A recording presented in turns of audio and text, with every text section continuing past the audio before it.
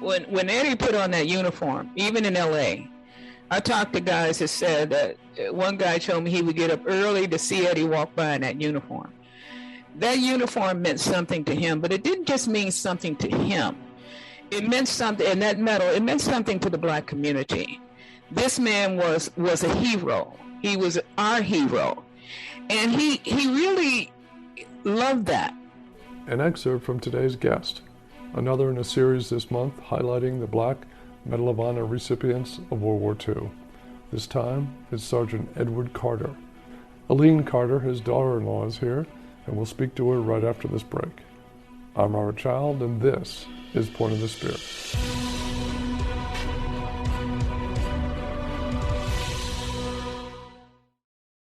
Welcome back. Today's guest is a self-taught researcher and a union activist who's been featured in a number of media outlets, including U.S. News and World Report, The Washington Post, and on the Netflix series Medal of Honor. Her father-in-law was Sergeant Edward Carter, and she single-handedly led a campaign to correct a wrong which the U.S. military had done to him after World War II. Her book is called Honoring Sgt. Carter, A Family's Journey to Uncover the Truth About an American Hero. And Allene Carter joins us now. Allene, welcome to the show. Oh, thank you for having me on your show, Rob. It's a real pleasure. I have to tell you, your book is terrific, and it was invaluable to me in the research for Immortal Valor, and I just have to mention that, and thank you for your help on my book as well. Well, it's appreciated. It's good to know that there was some help to you. It was tremendous help. You know, thinking about the book, I was thinking about, stories and moments. And one of the moments I was thinking of is taking us back to the moment when your family was contacted by the White House, introducing you to the fact that they were considering Sergeant Carter for the Medal of Honor. Can you tell us about that time? Well, that was in December of 1996. We received notice that Eddie was going to receive the Medal of Honor. And I was contacted by Flo McAfee. She wanted a press release for President Clinton. And she asked if we could provide her with a little bit of information about Eddie. Well, because I'd never met Eddie, I was kind of at a disadvantage, but I talked to Mildred, his wife, and I talked to his two sons. Well, they couldn't give me much. All Mildred would tell me is the Army gave Eddie a hard time. I said, but why? She said, they just gave him a hard time. And the sons were too young to know. They were only 8 and 10 when they were in Washington State, so they didn't know much about it back then. And that kind of left me at a loss because I'd never met Eddie. So Mildred told me that she had a trunk in storage, and there was letters in there. And so I got the trunk, and I found that what was puzzling, I found this newspaper article that said Eddie was denied reenlistment.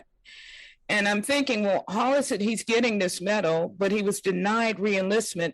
And that bothered me. And so I said, we're going to go and accept the medal, and then I'm going to pursue this after we accept the medal. The process for the awarding of the medal was quite a process. The Army commissioned a study at Shaw University. And were you contacted by Shaw about that study?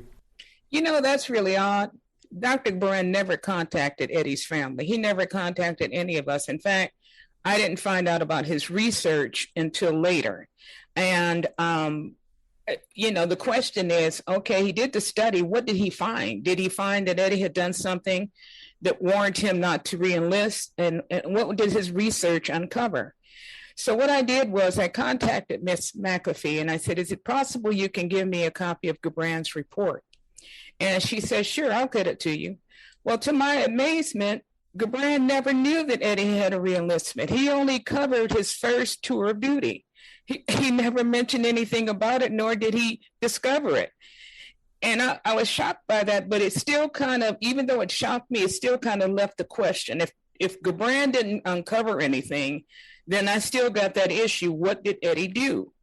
And so my first contact with Gabrand is when he was doing his book, and he asked me to authorize a release of Eddie's photo.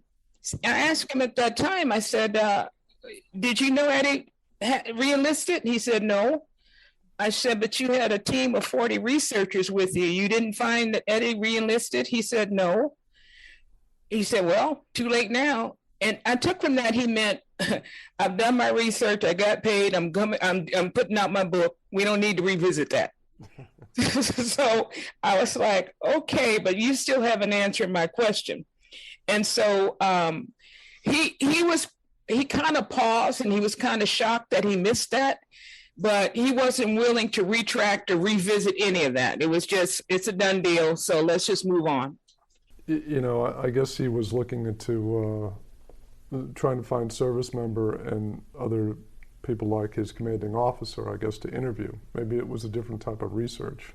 Well, true, but when you go into the archives, you're doing a full research because you got to answer both questions. Now, if you just stick with he didn't get it because he was Black, then that's one thing. If there was something else that put a light on it, you should know that too. But I just kept quiet because I knew that I was going to find the answer sooner or later. Yeah, and that's what I wanted to talk to you about as well. You kind of went on a journey, a fact-finding mission. It was a long journey. I started petitioning under the Freedom of Information Act to start getting information about Eddie. Now, what was surprising to me, the military intelligence reports showed that Eddie was put under surveillance as soon as he hit Fort Benning. He was put under surveillance in October of 1942, and they kept him under surveillance to June of 43, but that wasn't all. That surveillance was sent to J. Edgar Hoover, which I couldn't figure out why, but they really, really wanted to determine if he was a communist or had communist ties. And so not only did they surveil him, they talked to his neighbors, they talked to the police department where he lived, but they got a hold of Reverend Carter. And in reviewing this, I saw something that I hadn't seen before. Reverend Carter told them that he hadn't seen Eddie from 1935 to 1940. He said, but on Mother's Day in 1938, he was notified that his son was killed in the Abraham Lincoln Brigade War, and they presented him with a bronze pin for his service. In all my research, I missed that. They gave him a pin for Eddie's service in the Abraham Lincoln Brigade, and they told him Eddie got killed. So he just went with that. He didn't know any better. He didn't know where his son was. And he said, and when he returned to LA, he ran into Eddie on the street. Well, of course, it was like looking at a ghost. It was like he hadn't seen him, and he was just taken back by it. He thought he was dead. So that part of it, you know, I missed, but nevertheless, they kept on digging. They were going to neighbors. They were asking former employers. They were asking anybody they could ask about Eddie. What was his affiliation? Who did he hang around with? What was his associates? And oddly enough, at Fort Benning, the sergeants there liked Eddie. And in some of those reports, they go, well, he's a good guy. We don't see anything. We haven't found anything. He's doing okay. But they had to submit these weekly reports of what he was doing. And so towards the end of in June of 1943, they finally wrote, we want to close this case. We don't have anything on him. We haven't found anything on him in all of this time. So we recommend this case be closed. At that time, it was closed. Mm-hmm. But the FBI, when Eddie left in the war in 1945, he worked for the East Lake Chamber of Commerce for a short while. He didn't realize that the FBI was watching the East Lake Chamber of Commerce and that he was still under scrutiny. So he left and went back and rejoined the Army, and things were going good. Right. But as soon as he got into the National Guard, the surveillance started all over again. Now that was after Sergeant Carter had gone to Virginia. Yes. Yes. Mm-hmm. And then he was on loan to the California National Guard. Yes. And came back west. Then he went on to Fort Lewis, Washington. Is that correct? Right. Yeah. Was he under surveillance there as well? At Fort Lewis? Yeah. Yeah. Well, listen, see, here's what happened. Fort Benning, Georgia was a feverish pitch to try to prove he was a communist. Mm-hmm. It was a different kind of surveillance at Fort Lewis. It seemed like it was just a grudge against him, and they just wanted to destroy his career because nothing had produced him any kind of communist contact. They couldn't find anything. But this drive just to take away his career and demean him seemed like that was the plight at Washington, Fort Lewis. Thanks for listening to the program. I hope you'll support our guests by clicking on the book purchase link in this episode's description. Each purchase helps support local bookstores, and that's always a good thing. February is Black History Month, and my new book, Immortal Valor, about the Black Medal of Honor recipients of World War II, is out now. The book chronicles these immortal heroes' life journeys through all the pain and struggle up until their ultimate triumphs. I hope you check out the book to discover more as we celebrate Black History Month. Just visit my website at robchild.net or visit any online retailer. Now back to the conversation. He was very frustrated, obviously, at that time, and he discovered he was under surveillance. When his tour of duty was up, he tried to re-enlist, which we referenced before. Right. Can you tell us a little bit about his trying to re-enlist? That was in 1949. He tried to re-enlist, and his record was impeccable. There was nothing they could say about his service to the Army. And all the letter said was denied without the adjutant's general approval, which threw him. Re-enlistment should have been routine. Right. It wasn't nothing he expected that was going to cause any problems. He'd just go in and he re-enlist. That threw him in a tailspin. So he got on the train and went to Washington to speak to Omar Bradley. He always felt that Bradley was for black soldiers, but Bradley wouldn't give him an audience. They wouldn't, they wouldn't even let him speak to Bradley. So he was kind of disheartened, and he came back, but he didn't stop there. He started looking for avenues to address this situation. And so he contacted the NAACP first and then the ACLU, Mr. Levy. And he thought for sure that he would get an answer as to why, and he could vindicate himself and answer the questions. He said, but they didn't give me a chance to answer the questions. They never told me what I did. Right. That was the most frustrating thing to him.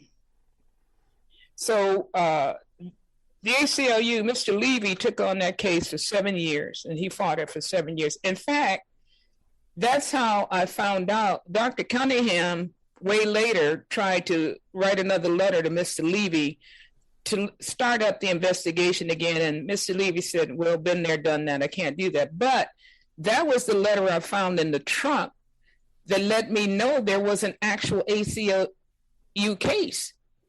And that letter was invaluable because once I found that out and contacted the ACLU, they had a 71-page case on that. It explained everything. Thinking back to the process of when he returned from the war. Okay. He was awarded the Distinguished Service Cross in Los Angeles. Correct. After the war. He had to ask for it. They didn't just give it to him. He had to write and say, I earned this medal and I haven't received it. So they contacted a post out here, one of the veterans posts, and they had him come over and they pinned the medal on him. The reason I bring that up is obviously Sergeant Carter got so frustrated and desperate, he sent Levy his Distinguished Service Cross. Well, after he had hope with Levy that something would happen, and Levy took this all the way to the president's office. I mean, Levy really worked hard for Carter. And yes, after Levy said he had exhausted all remedies that he had, Carter just said, listen, I thank you for your time. Send this medal back. It's sacrilegious to keep it. It has no value to me. Now, Levy took the medal, but he never sent it back. He figured Eddie would have a change of heart later on, and so he never sent it back. And then later, Sergeant Carter requested the medal back. Right. Yeah. Right. Which was returned. His time in Washington was also tough because of the controversy swirling around the investigation. The word got around that he was under surveillance and he was having trouble finding work. Is that true? Okay. Now, you mean After he was denied reenlistment? Yes. Okay. Yes, it's true, because it was like somebody dropped the bottom out of without notice. You show up to go to work, you no longer have a job, and you borrowed from the base. So yeah, of course you don't have anything lined up. You weren't anticipating that. And he had to kind of think on his feet to figure out how he was going to feed his family on this notice. Originally, he thought that this would be short term. He'll get back in and things will be okay. And he even wrote President Truman explaining his situation and how he was stranded in Washington, and he had no way to feed his family. And so after that, he just started taking odd jobs or anything he could take to keep afloat. I mean, time was running out and so was money. So he had to do something. And it was difficult because where do I start? This is not, I'm a soldier. Where do I start? Ending up being a vulcanizer in a tire factory was really not his forte, but he did it just to feed his family. And Mildred and the boys moved back to Los Angeles while he was still in Washington, correct?